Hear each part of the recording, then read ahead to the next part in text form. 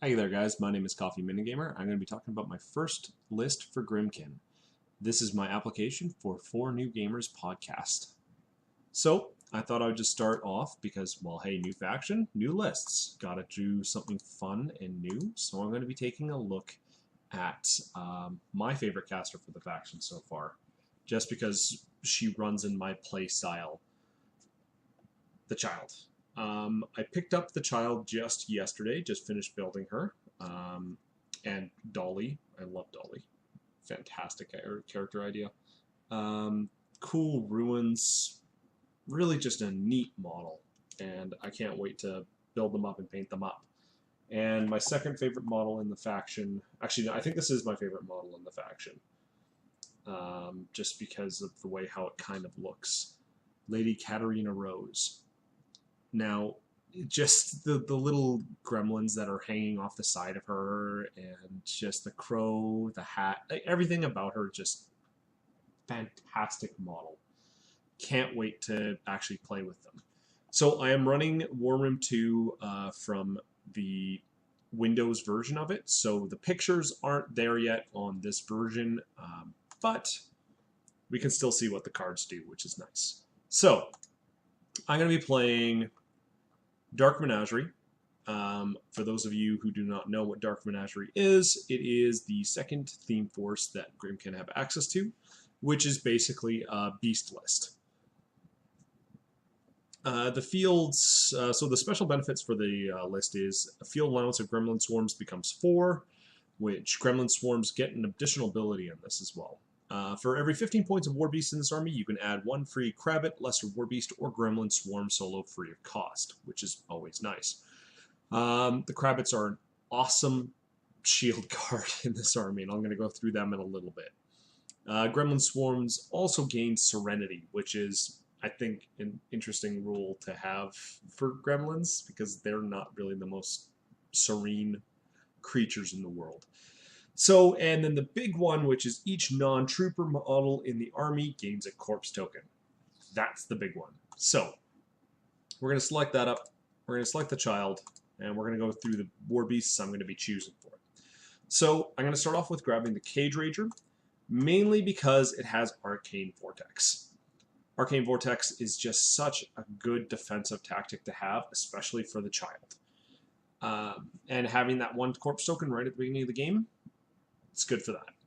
Bone Picker, always just a very useful kind of a thing, because obviously that's how you get your corpse token.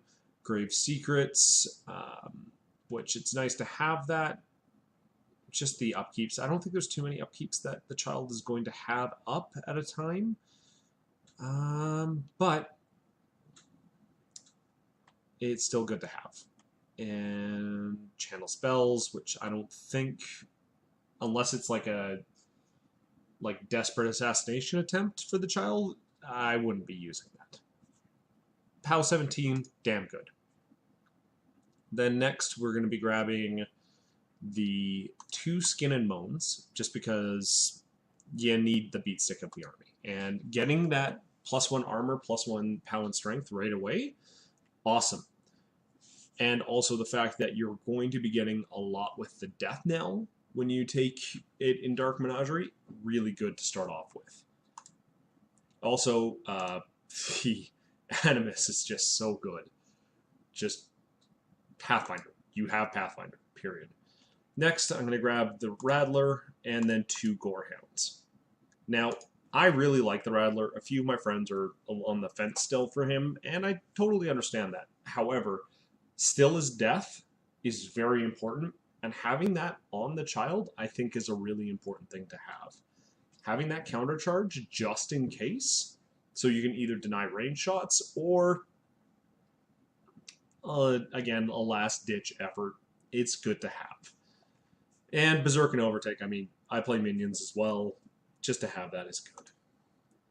And with that, I believe I'm going to grab 2 of the Dark Menagerie Crabbits, making them free.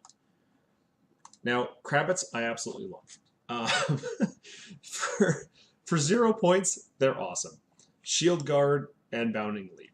You can't go wrong with Shield Guard. You can't go wrong with Bounding Leap. I mean, it's boosted POW 8s. They may or may not do what you want them to do, but they're just good to have as shield guards. Next, the spine of this army, the Death Knell. Now, I was debating taking 2, but they don't do enough damage to make them warrant that. But they're damn cool.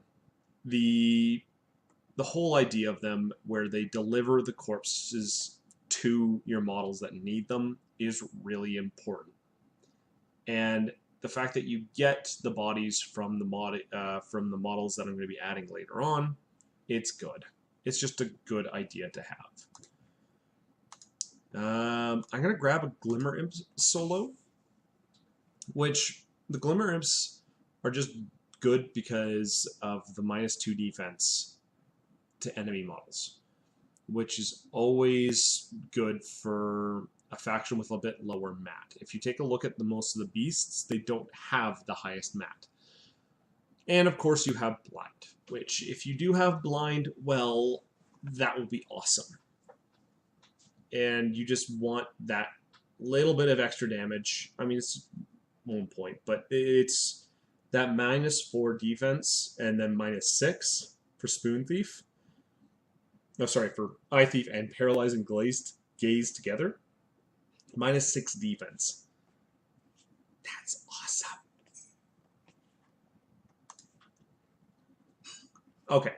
I'm going to grab 2 of these Gremlin Swarms because they're going to be free. I'm just going to make those free right now. And there we go. And we have 56 points left, which will be grabbing 1 of these guys, and I'll be leaving me with 7 points. Now, this is my point where I'm kind of debating what I'm going to do, because I'm either feeling Glimmer Imp and a Gremlin Swarm, or a Twilight Sister.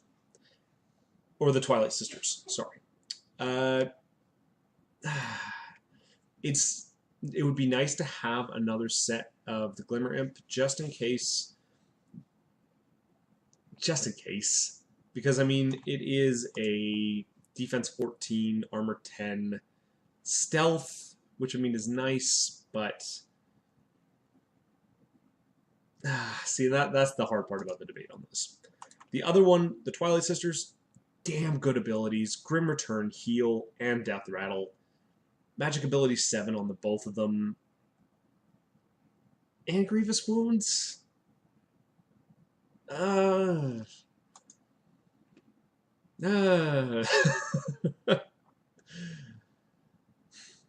So, I'm going to be trying the list both ways. First of all, I think I'm going to try the Twilight Sisters first. And if the Twilight Sisters don't pull their weight, then I'm going to be throwing down another Glimmer Imp and another Gremlin Swarm. Because the nice thing about the Gremlin Swarms is you can turn them into corpse tokens. And getting those corpse tokens onto those Skin and Moans is so important in this list. And the reason why is because of Abuse. Abused Skin and Moans with full corpse tokens ends up being strength 16, 17, 18, 19 with free charges. Is that right? No, that's not right.